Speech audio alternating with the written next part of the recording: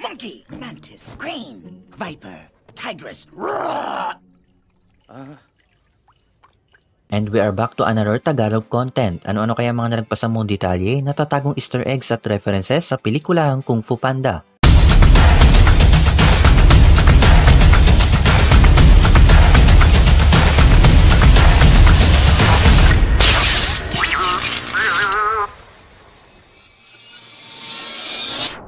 Before we begin, you can comment down below to join in my custom shoutout. Ang istorya nito ay umiikot sa isang tamad, mataba at mahilig kumain na panda na ang pangalan ay Po. Siya ay isang fan ng Kung Fu. Siya ay naninirahan kasama ang kanyang tatay-tataya na isang itik na si Mr. Ping na nagtitinda ng noodles. Nang hindi inaasahan na magkatotoo ang propesiya na siya ang magiging Dragon Warrior. Nakasama niya ang Furious 5 na sila Tigress, Mantis, Monkey, Crane at Viper sa pangangalaga ni Master Shifu.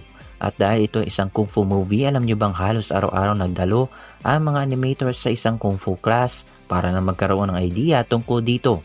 Ang antagonist ng pelikulang ito ay si Tai Lung.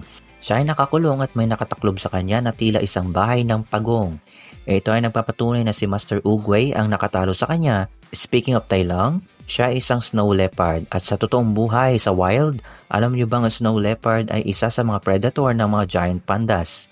Si Tigress ay isang tigre, si Mantis ay isang praying mantis, si Viper ay isang viper, Crane ay isang crane, Monkey ay isang monkey, at si Master Shifu ay isang red panda, at si Master Oogway ay isang pagong. Pakinggan natin ito.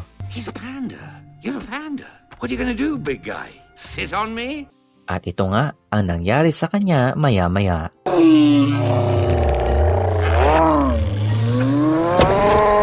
At yan ang ilan sa mga nakita at nahinuha ko sa pelikulang ito. Ano kaya ang kasunod natin pag-uusapan? Just comment down below. Huwag kalimutan mag-iwan ng like, subscribe my channel, smash that bell. See you next time.